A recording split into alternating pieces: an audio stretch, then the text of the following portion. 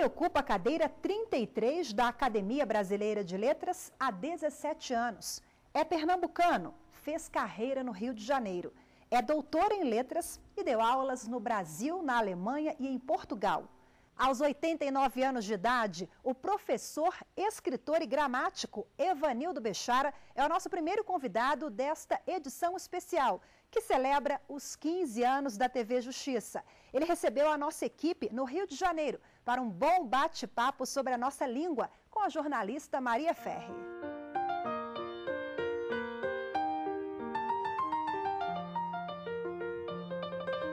É um prazer recebê-lo aqui no Iluminuras.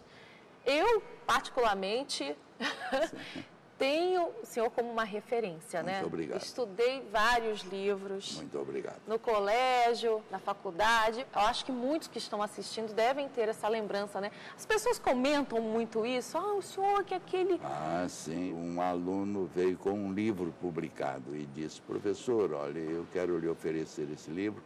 O senhor foi meu professor no século passado. No século passado, é ótimo. No século passado. Em 1948, sim, o senhor foi meu professor no Colégio Pedro II. Aqui no Rio de Janeiro? No Rio de Janeiro. Aos 17 anos foi o livro publicado, mas o senhor começou a escrever bem antes, né? Quando que começou essa paixão pelos livros, pela gramática, pela literatura? Como é que começou isso? Olha, começou acidentalmente, porque eu tinha perdido meu pai muito cedo, sim, lá no Recife.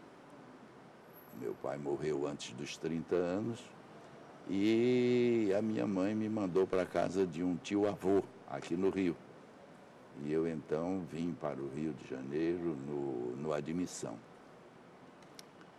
E quando comecei a estudar, eu queria, o mais rápido possível, terminar os cursos e poder voltar ao Recife para ajudar a minha mãe, que ficou lá com mais 3 irmãos.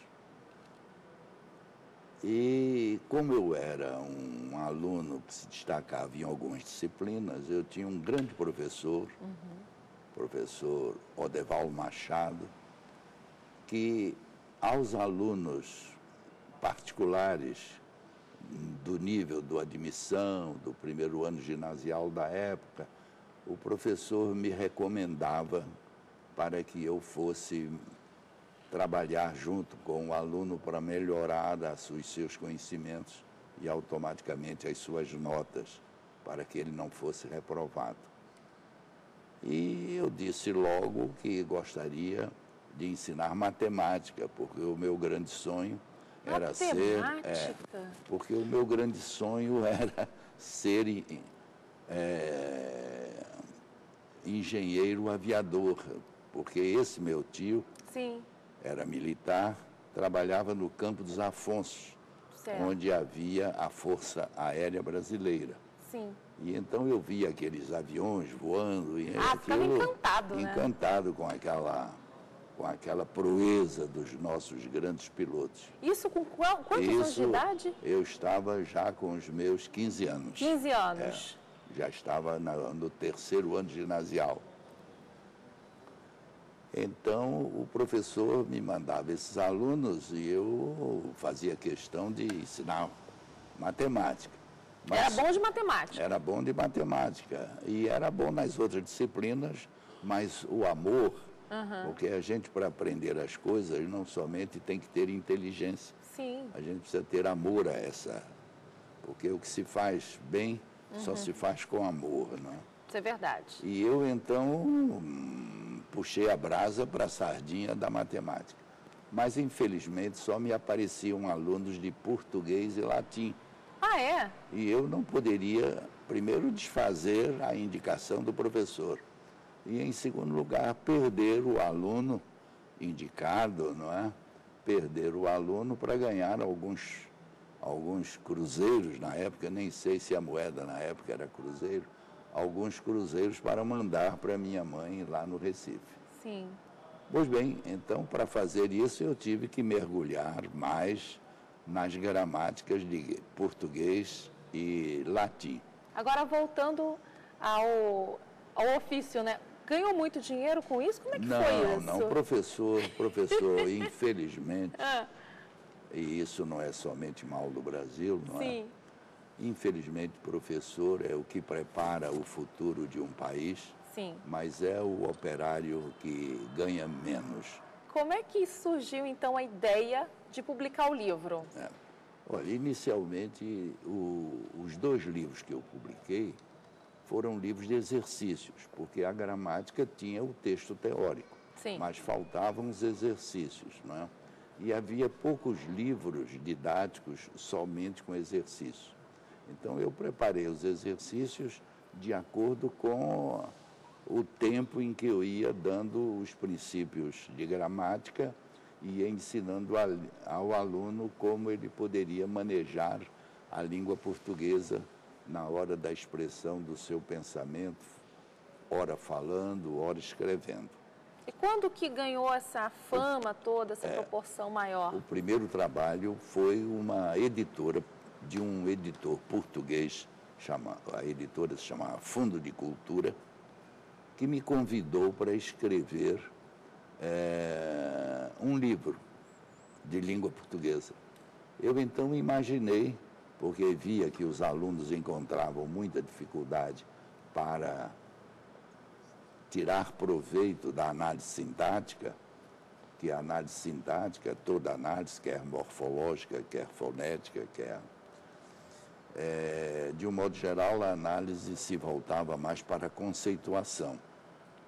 E eu procurei mostrar os efeitos, os resultados dentro da língua, do conhecimento do que é um sujeito, do que é um predicado, em que, na concordância, no emprego da pontuação, no emprego da ordem direta, da ordem inversa, o resultado disso para a expressão do pensamento, de modo que uma editora ficou interessada com esse meu modelo e me convidou para escrever um livro, que foi realmente o primeiro livro de caráter didático e científico, chamado Lições de Português pela Análise Sintática, onde eu procurei mostrar que a análise sintática não era um fim, era um meio para você ir descobrindo os segredos da língua.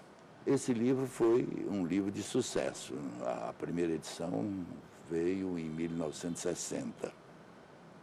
E em 61, a Editora Nacional me chamou para escrever, fazer uma revisão de que gramática? Da gramática do Eduardo Carlos Pereira. Nossa, que Aí maravilha. aquilo foi um presente do céu, né? Presente. Então, quando eu preparei a revisão do primeiro capítulo, que foi sobre fonética e Jair, fonética e fonologia, a editora disse, olha, mas esse livro, esse capítulo não é uma revisão, é um livro novo. Sim. Então, o senhor escreva a sua gramática. E aí, em 1961, em vez de sair uma edição da Gramática Expositiva de Eduardo Carlos Pereira, revista por Evanildo Bechara, saiu a Moderna Gramática Portuguesa de Evanildo Bechara, em 1961. E é uma gramática que tem tido até hoje, já chegou a gente somando com as reedições, que as editoras não contam como nova edição, já vai para umas 80 edições. 80 edições? 80 edições. E a editora, já uma nova editora, se prepara para fazer uma edição especial para comemorar os meus 90 anos o ano que vem. O ano que vem? O senhor, que é um ícone da literatura, é um ícone da língua portuguesa, eu tenho uma pergunta. O que o senhor acha mais difícil na gramática? Se é que para o senhor tem alguma coisa difícil, mas o senhor considera alguma parte da gramática um pouco mais difícil do que a outra? Não, a língua não é difícil. Não? Porque a língua é criação do homem, da espiritualidade do homem e da logicidade do homem. Sim. O difícil é definir e classificar a língua. Quer dizer, a língua é como uma mulher muito bonita, uma mulher que tem prendas não só físicas, mas também intelectuais. Sim.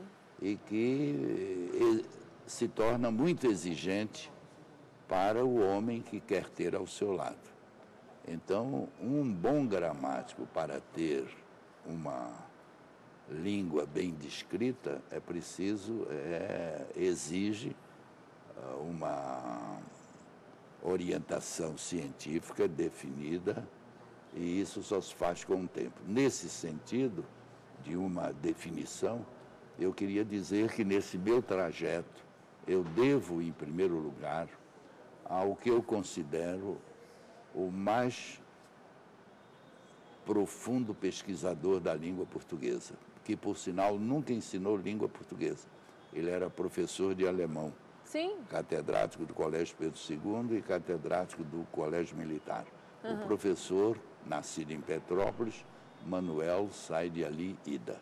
Esse foi o grande mestre, depois divulgado, não é, pelos seus livros, e todas as vezes que eu tenho oportunidade de mostrar a originalidade com que o professor Said Ali descreveu a língua, eu o faço na minha gramática e nos meus artigos.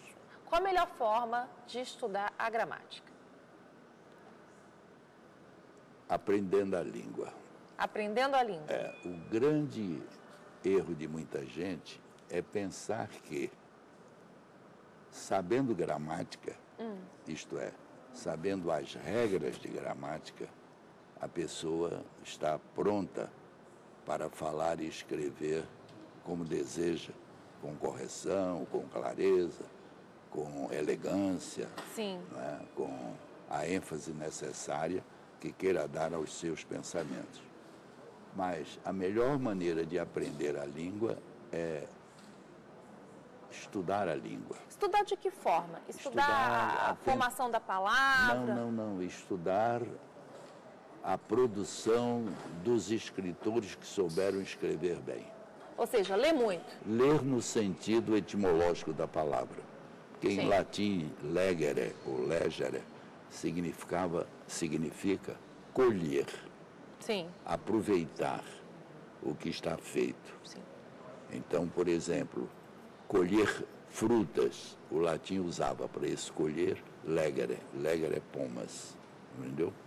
Então, a leitura só está bem feita quando você dela colhe, em primeiro lugar, a informação que ela quer lhe transmitir. E, em segundo lugar, os elementos linguísticos que o escritor usou para essa transmissão da informação. Então, para aprender, nós precisamos experimentar, utilizar, ousar, aprofundar, ter curiosidade. Exatamente. Esse é o segredo. Esse é o segredo, não só para a língua, mas para tudo na vida. Eu poderia ficar aqui conversando com o professor por muito mais tempo. Foi um prazer. O prazer foi meu. Recebê-lo aqui. Muito obrigada. Nada, querida.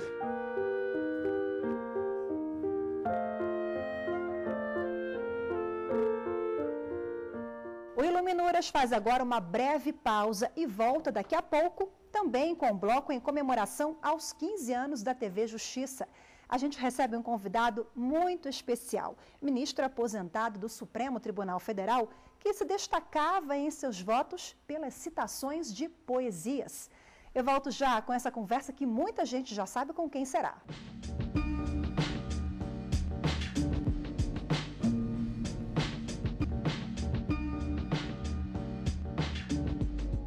Estamos de volta com o Iluminuras. A edição de hoje é especial e celebra os 15 anos da TV Justiça.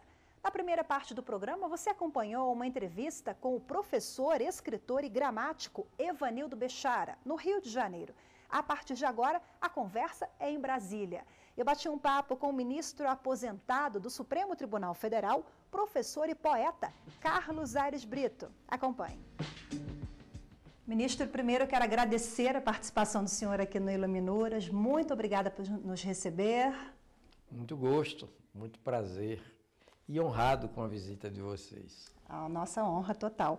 E agora, para começar, eu queria que o senhor fizesse uma relação entre o direito e a literatura. Acho que é algo que acompanha o senhor aí por muitos anos, né? E desde cedo eu me peguei, né, assim, afeito à literatura e à filosofia, desde cedo.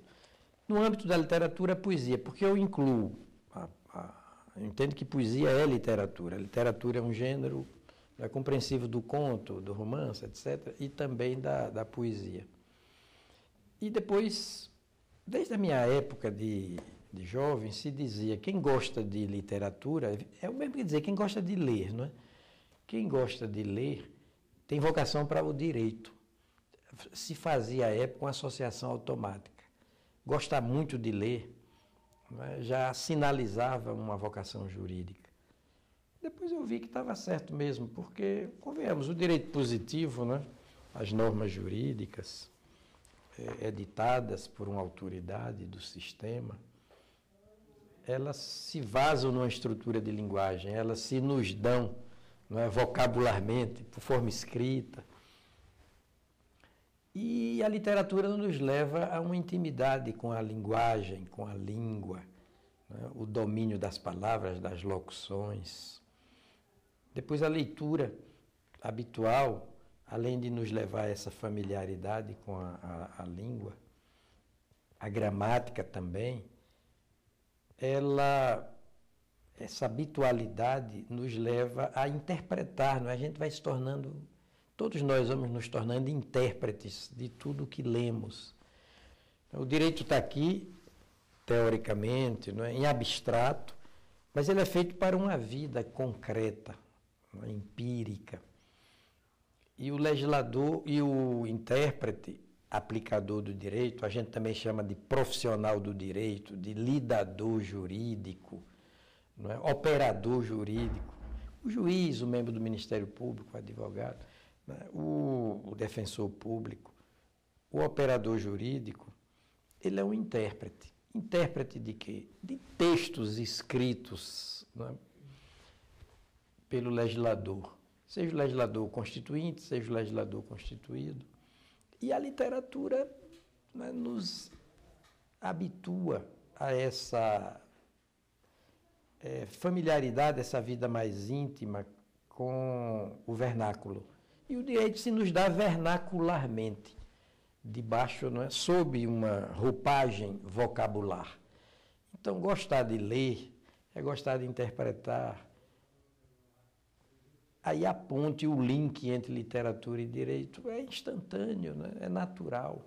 Agora, falando um pouco desse link, a gente pôde observar bem a união do direito e da literatura durante o período em que o senhor permaneceu como ministro do Supremo Tribunal Federal. Faz muita falta, a gente sente falta do senhor na composição do colegiado. Obrigado. O senhor unia um pouco, com muita leveza, aquela questão jurídica, às vezes questões complicadas de serem resolvidas, né, com a leveza da poesia. Isso misturava bastante em vários votos emblemáticos, né? O senhor sente falta? Como é que foi esse momento de unir na prática as duas coisas? É interessante isso. Muitas vezes a gente tem que recorrer e nem sabe por que recorre. Vem como um raio que espoca, que estala no céu, vem de repente. As boas coisas vêm com o tempo, né? As melhores, de repente. Aí uma frase, um trocadilho, uma metáfora vinha a lume como argumento jurídico, interessante isso. Era um argumento, digamos, era um recurso fundamentativo, essa palavra não existe, mas eu invento, fundamentante do seu juízo na perspectiva de uma decisão colegiada. Aí a gente ia percebendo que as palavras têm como que uma força normativa. Elas são imagéticas, não é? Fazem esse transpasse, esse transporte da vida pensada para a vida vivida, do abstrato para o concreto. De repente a gente cunha uma frase, um trocadilho, uma metáfora, que no seu revestimento linguístico é literário, é filosófico, é poético, mas o conteúdo é jurídico, é como se fosse um juízo técnico. Por exemplo, as matas virgens são as que mais procriam, não é? Isso é o que subjaz, está na base da inspiração. da nossa Constituição ao proteger o meio ambiente, ao proteger a flora, a fauna, né? O não verbal da Constituição, o implícito, a norma implícita, é essa. As matas virgens são as que mais procriam.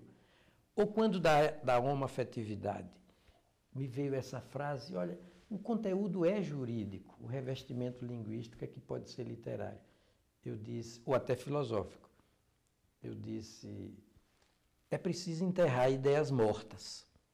Olha, é um modo de você dizer, é preciso enterrar os preconceitos.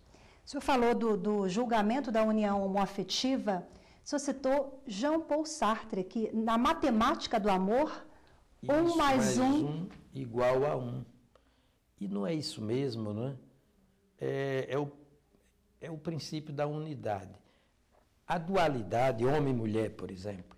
Homem, mulher, e pouco importa, né, o gênero, o sexo, na hora de conceber um projeto de felicidade a dois. O que interessa é ser feliz, duas pessoas adultas fazendo uso livre de sua sexualidade, que não é um estorvo, não é a sexualidade, não é um ônus, não é um castigo, não é um minus. A sexualidade da gente é um bônus, não é? É um plus. E o Estado não tem outra coisa a não ser tutelar esses direitos, né? O senhor chamou a atenção na ocasião. Aí eu me lembro que eu citei um verso de Caetano Veloso, que está agora na televisão. Bruta flor do querer. Bruta flor do querer. Isso é um tratado de filosofia existencialista, não preconceito, né? Quando o querer irrompe, aflora entre duas pessoas, pode ser uma atração mais abstrata, pode ser uma atração mais concreta. Não é tão bom isso, as pessoas se realizam. Agora, falando um pouquinho do poeta-cantor Caetano Veloso, vamos falar do poeta, ministro, professor Carlos Aires Brito, que tem várias obras lançadas, né? O senhor separou aqui algumas delas. Qual foi a última obra lançada pelo senhor? Foi essa trilogia. Eu publiquei separadamente, depois fiz uma publicação conjuntamente. A Pele do Ar. A Pele do Ar. A Pele do Ar. E tem também Ópera do Silêncio. Ópera do Silêncio. Olha o aparente paradoxo. Ópera do Silêncio. E tem esse terceiro aqui, que é Varal de Borboletas. Varal de Borboletas. Varal de Borboletas. É um trocadilho, Varal de Borboletas. É como o trocadilho fala, não é? Você diz, peraí, borboletas. Você lê borboletas, mas borboletas. Conta um pouquinho aqui. Então, está vendo como as palavras têm uma força evocativa e imagética, não é? Elas são retratos falados ou escritos da realidade. Não é? O sangue da vida flui pelas veias das palavras. Elas têm personalidade, são entes, são seres. Os literatos e os poetas sabem disso, não é? E como é que o senhor conseguiu unir, falando de direito e literatura, se dedicou tantos anos lá no Supremo Tribunal Federal, hoje é professor. Como é que o senhor consegue fazer as duas coisas, ler, atualizar a leitura, escrever? É um desafio. É uma coisa puxando outra, né? Eu acho que foi Confúcio que disse, realize sua vocação, não é? Faça o que corresponde à sua vocação e você não precisará trabalhar um só dia da sua vida. Não é? Se isso for autoelogio, eu tenho que pedir desculpas, mas eu me sinto, não é, nascido para a literatura, especialmente a poesia e o direito. Então, esse casamento por amor, né, entre literatura e direito partejou a minha militância lá no Supremo com muito gosto, muito entusiasmo, muita honra de servir ao meu país, a partir daquela casa de fazer destino, né, de fazer destino nacional. Agora, ministro, são 5 livros publicados, quantos livros de poesia? De direito são 5, de poesia são 6 ou 7. 6. Eu estarei publicando, já venho prometendo isso, há tempos um livro, ele já está prontinho. Está saindo do forno, né? Me parece. É um livro mais volumoso, chamado DNA Alma. Não é? Também tem esse trocadilho no nome, né? O DNA da alma, DNA Alma. O poeta, ele cunha palavras, ele é neologista, né? Ele tem essa facilidade para inventar as palavras. O que tem esse DNA da alma? Adianta um pouquinho para a gente. Igual aos outros, no sentido de que são os temas motivacionais da existência, que dão sentido, gosto à existência, apimentam, no bom sentido, a vida da gente, nos dão ânimo para continuar. O amor, não é? O trabalho, a amizade, não é?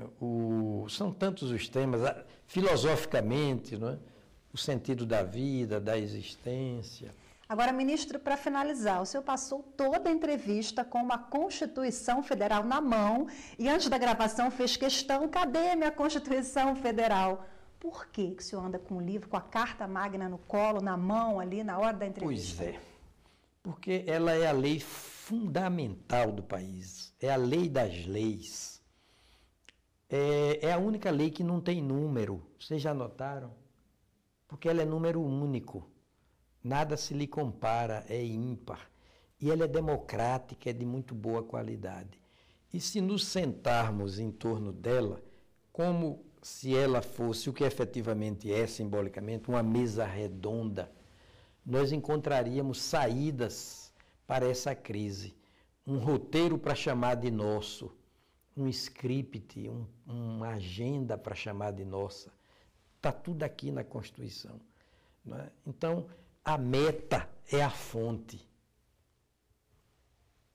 Demos as costas à Constituição e, por isso, né, desembocamos nesse enrosco. Para sair do enrosco ético, político, econômico, é preciso olhar de cara, de frente, olho no olho, né, aqui diante da Constituição, em face da Constituição. Ok, boa mensagem para finalizar, ministro. Muito obrigada pela participação. Até a próxima. Até a próxima, então. E a você de casa que nos acompanhou, muito obrigada pela companhia também. Lembrando que para rever este ou outros programas é só acessar tvjustiça.jus.br. Até a próxima edição.